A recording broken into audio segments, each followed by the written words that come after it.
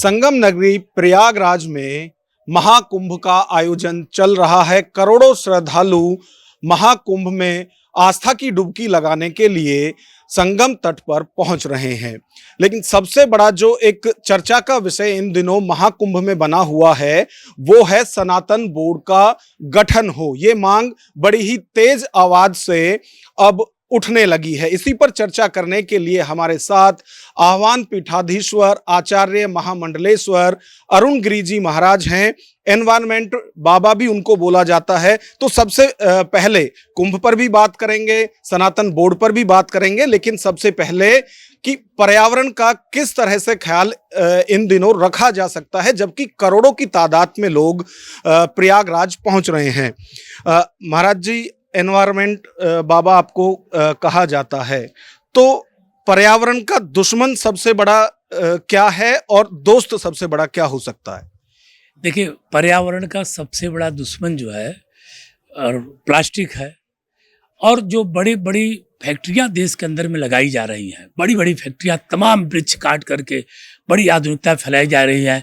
तो कहीं पूंजीपति भी पर्यावरण के बड़े दुश्मन है। पर्यावरण को बचाने का मुहिम सबका नैतिक कर्तव्य है, न कि सिर्फ सरकार का। सरकार तो प्रयास कर रही है, साथ साथ जो पब्लिक है उसकी भी जिम्मेदारी बनती है कि हम लोग वृक्षारोपण किया जाए। जैसे इस बार महास्नान पर हमने सब लोग, मकर संक्रांति पर एक संकल्प लिया गया। उससे पहले भी लोगों ने संकल्प लिया सभी संतों द्वारा, श्री पंचदशनाम आह्वान अखाड़े के द्वारा, कि हम लोग 2-2 वृक्ष लगाने का संकल्प लेते हैं और बचाया जाए पर्यावरण को, प्लास्टिक मुक्त भारत बनाया जाए। तो सरकार चाहे तो प्लास्टिक की फैक्ट्रियां बंद हो सकती हैं, जब चाहे तो हो सकती है, सरकार उस पर ध्यान दे तो। अच्छा, सनातन बोर्ड की मांग बड़ी ही तेजी से इन दिनों उठ रही है। देवकीनंदन ठाकुर के द्वारा 27 जनवरी को अभी सेक्टर 17 में ही इस पर फिर से धर्म संसद का आयोजन किया जा रहा है। तो सनातन बोर्ड पर क्या राय है आपकी? नहीं, सनातन बोर्ड पर जो धर्म संसद हो रहा है वो अखाड़ा परिषद के राष्ट्रीय अध्यक्ष श्री महंत रविंद्र पुरी जी महाराज, जो मनसा देवी ट्रस्ट के अध्यक्ष है, और उनके सानिध्य में 27 जनवरी को काली मार्ग पर श्री निरंजनी अखाड़े में किया जा रहा है।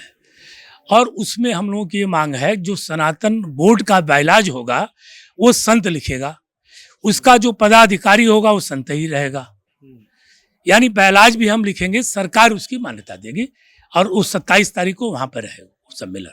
उस सम्मेलन के बारे में मैं जानता हूँ।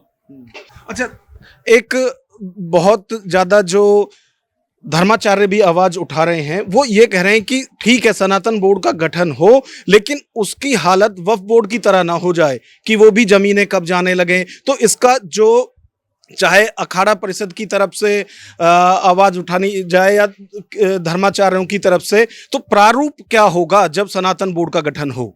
नहीं, देखिए, जो प्रारूप हो, हमने कहा हम लोग जो बायलाज लिखे जाएंगे, 13 अखाड़े के संत महापुरुष होंगे, उनको बुला करके बैठा करके जो बुद्धिजीवित लोग हैं उनके नेतृत्व में उस बायलाज को लिखा जाएगा। कोई ऐसा नहीं लिखा जाएगा और संत स्वयं ही अपनी व्यवस्थाओं को ही मेंटेन कर लेगा, वही काफ़ी है। हम क्यों सरकार की जमीनें कब्जा करने जाएंगे, ठीक ना? तो इसलिए जो है सनातन बोर्ड जो बनेगा वो संतों के माध्यम से ही बनेगा। 13 अखाड़े के संत होंगे और उसका बायलाज भी हम ही लोग लिखेंगे, उसका पदाधिकारी भी संत महापुरुष होंगे, 13 अखाड़े के होंगे। जी, तो अभी किस तरह का प्रारूप इसमें संत जो चर्चा कर रहे हैं आपस में किस तरह से देखते हैं सनातन बोर्ड का जो भविष्य है उसको? देखिए, सनातन बोर्ड तो बनेगा ही। अब 27 तारीख को उसका प्रारूप पता चलेगा कि महापुरुषों में अंदर क्या मंथन हुआ है। अभी हम लोग नहीं बताएंगे, 27 तारीख को ही बताएंगे आप सभी लोगों को। बहुत बहुत साधुवाद, धन्यवाद। कैमरामैन विवेक चौधरी के साथ Nagendra Bhati, news watch India, Prayagraj.